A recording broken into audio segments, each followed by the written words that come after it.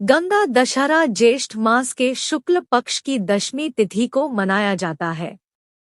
दान पुण्य की दृष्टि से इसका विशेष महत्व होता है। निर्जला एकादशी से एक दिन पहले यानी कि 30 मई को गंगा दशहरा है। इस दिन पवित्र गंगा नदी में स्नान करने और जरूरतमंद लोगों को दान करने का विशेष धार्मिक महत्व होता है। मान्यता के अनुसार इस दिन मां गंगा का धरती पर अवतरण हुआ था। इस दिन गंगा नदी में स्नान करने से आपके सारे पापों का अंत होता है। और अधिक जानने के लिए वीडियो को पूरा अवश्य देखें।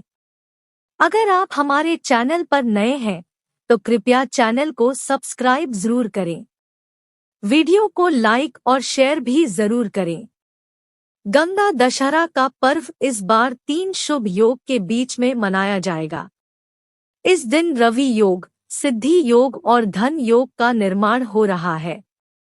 इसके साथ ही ज्योतिष में भौतिक सुखों के कारक माने जाने वाले शुक्र ग्रह का गोचर भी कर्क राशि में हो रहा है और इस प्रकार से धन योग भी इस दिन बन रहा है। इन शुभ संयोग के बीच में गंगा दशहरे का महत्व और बढ़ गया है। इस दिन दान करने से आपके घर में सुख समृद्धि और धन वैभव बढ़ता है। गंगा दशहरा का शुभ मुहूर्त। ज्येष्ठ मास के शुक्ल पक्ष की दशमी तिथि का आरंभ 29 मई को सुबह 11:49 पर होगा और इसका समापन 30 मई दिन मंगलवार को दोपहर 1:07 पर होगा। उद्यात तिथि की मान्यता के अनुसार गंगा दशहरा 30 मई को मनाया जाएगा। गंगा दशहरा को लेकर यह धार्मिक मान्यता है कि इस दिन ही मां गंगा स्वर्ग से धरती पर अवतरित हुई थी। गंगा दशहरा पर पवित्र गंगा नदी में स्नान जरूर करना चाहिए। अगर आपके लिए ऐसा कर पाना संभव न हो तो आपको घर पर ही स्नान करते हुए पानी में गंगाजल मिलाकर स्नान कर लेना चाहिए। इस दिन मां गंगा की पूजा अर्चना की जाती है। गंगा दशहरा पर इन वस्तुओं का करें दान। गंगा दशहरे के पर्व पर गरीब और जरूरतमंद लोगों को दान करने का विशेष महत्व होता है। ऐसा कहा जाता है कि गंगा दशहरा पर दान की जाने वाली वस्तुओं की संख्या 10 होनी चाहिए। इस दिन आप 10 फल, 10 पंखे, 10 सुराही, 10 छाते या फिर 10 हिस्से अन्न का दान कर सकते हैं। गंगा दशहरे पर कुछ लोग अपने घर में हवन पूजन करवाते हैं। कहते हैं इस दिन हवन करने से आपके घर से हर प्रकार की नकारात्मक ऊर्जा दूर होती है। पुराणों के अनुसार गंगा दशहरा 2023 हिंदुओं का प्रमुख त्योहार है। इस दिन गंगा स्नान का विशेष महत्व है। गंगा दशहरा वो समय होता है जब मां गंगा का पृथ्वी पर अवतरण हुआ था, जबकि गंगा जयंती, गंगा सप्तमी वह दिन होता है जब गंगा का पुनः धरती पर अवतरण हुआ था। गंगा दशहरा के दिन सभी गंगा मंदिरों में भगवान भोलेनाथ का अभिषेक किया जाता है तथा मोक्षदायिनी गंगा का पूजन अर्चना किया जाता है। मान्यतानुसार गंगा पूजन एवं स्नान से रिद्धि सिद्धि, यश सम्मान तथा मोक्ष की प्राप्ति होती है।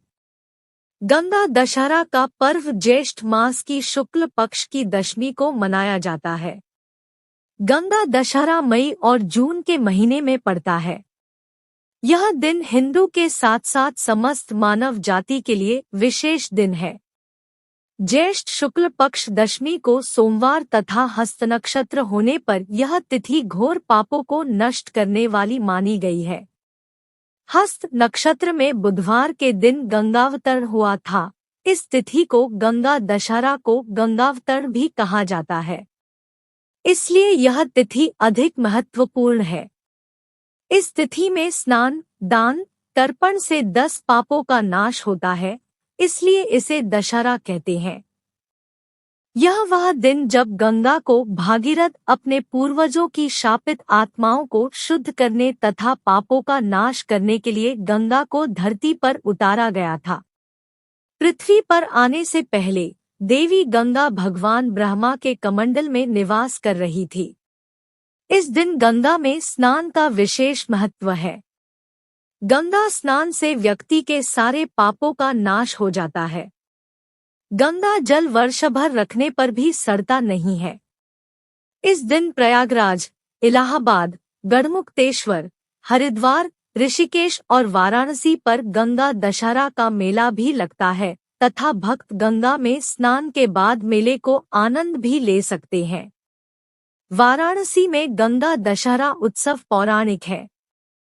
गंगा दशहरा के दिन हजारों की संख्या में भक्त गंगा स्नान करते हैं और वाराणसी के दासस्वामेध घाट और हरिद्वार में हर की पौड़ी पर गंगा आरती में भाग लेते हैं।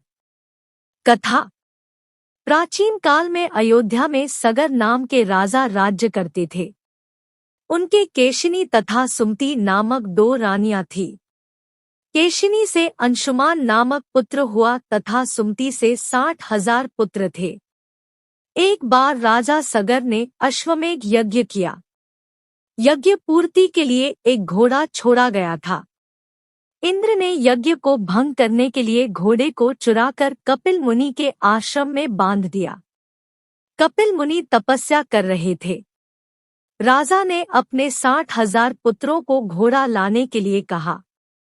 राजा के पुत्र कपिल मुनि के आश्रम में पहुंचे, जिससे कपिल मुनि की तपस्या भंग हो गई और कपिल मुनि की क्रोध अग्नि से जलकर भस्म हो गए। अंशुमान पिता की आज्ञा पाकर अपने भाइयों को खोजता हुआ जब कपिल मुनि के आश्रम पहुंचा तो गरुड़ जी ने उसके भाइयों के भस्म होने का सारा वृतांत बताया। गरुड़ जी ने अंशुमान को यह भी बताया कि यदि इनकी मुक्ति चाहते हो तो गंगा जी को स्वर्ग से धरती पर लाना होगा। महाराज सगर की मृत्यु के पश्चात अंशुमान ने गंगा जी को पृथ्वी पर लाने के लिए तप किया, परंतु वह असफल रहे। इसके बाद उनके पुत्र दिलीन ने भी तपस्या की, परंतु वह भी असफल रहे।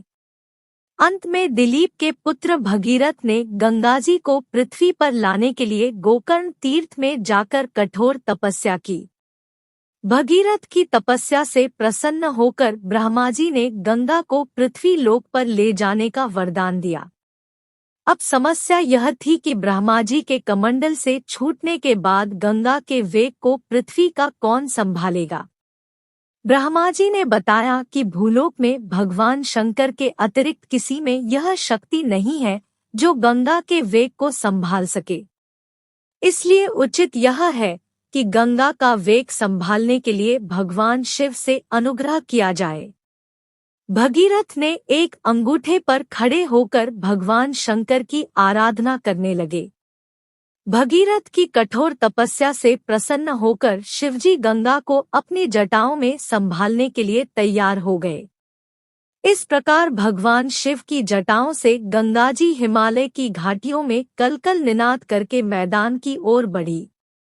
भगीरथ के इस कार्य से प्रसन्न होकर ब्रह्माजी ने घोषित किया कि गंगाजी को पृथ्वी पर भगीरथ के नाम से भी जाना जाएगा।